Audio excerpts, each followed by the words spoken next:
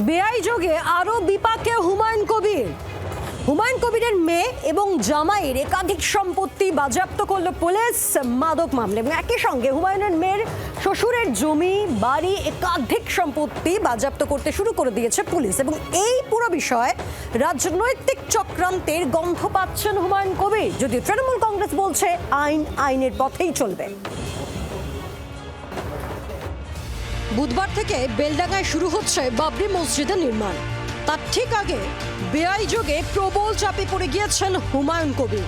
মাদক মামলায় মঙ্গলবার দিনভর হুমায়ুন কন্যার শ্বশুর বাড়ির একাধিক সম্পত্তি বাজেয়াপ্ত করেছে পুলিশ, যার মধ্যে হুমায়ুনের মেয়ে জামাইয়ের নামে থাকা সম্পত্তি যেমন রয়েছে, তেমনই রয়েছে হুমায়ুনের বেআইয়ের নামে থাকা জমি বাড়ি।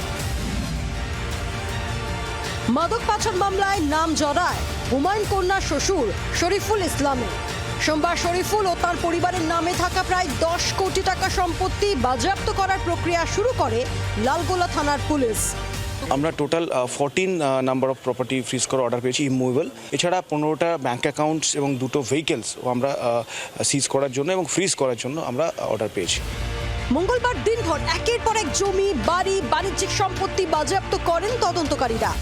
গতকাল 14টা প্রপার্টির মধ্যে 3টে প্রপার্টি পুলিশের তরফ থেকে ফ্রিজ অর্ডার টাঙিয়ে দেওয়া হয়েছিল। এবং আজকে এই মুহূর্তে আমরা লালগোলায় পৌঁছেছি। লালগোলা থানা সংলগ্ন একটি দোকান, সেই দোকানের সামনে পুলিশের আধিকারিকরা, লালগোলা থানার পুলিশ অফিসার, তার সঙ্গে এসডিপিও, সিআই তারা এসছেন।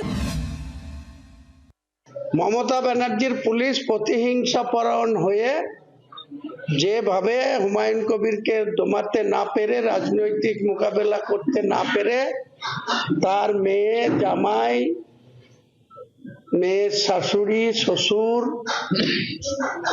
তাদের এগেইনস্টে যেভাবে পুলিশের ক্ষমতা দেখাচ্ছে। পশ্চিমবাংলায় পুলিশ যেটা করে বেশিরভাগ রাজনৈতিকভাবে প্রভাবিত হয়ে করে। তো যদি অন্যায় করে থাকে তো নিশ্চয়ই তার ব্যবস্থা নেওয়া উচিত। কিন্তু হুমায়ুন কবির প্রশ্ন তুলেছেন, আওয়াজ তুলেছেন সরকারের বিরুদ্ধে বলে তার পরিজনের বিরুদ্ধে পুলিশ ঝাঁপিয়ে পড়বে, এটা গণতন্ত্রের মধ্যে হতে পারে। তো অভিযোগটা পুরনো অভিযোগ, যখন সেই অভিযোগটা নিয়ে পুলিশ ব্যবস্থা নিতে আরম্ভ করবে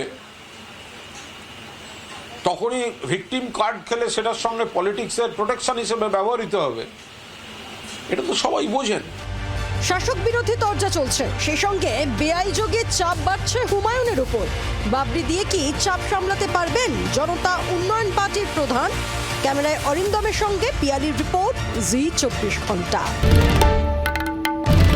বাংলার আওয়াজ, বাঙালির আবেগ, জি 24 ঘন্টা।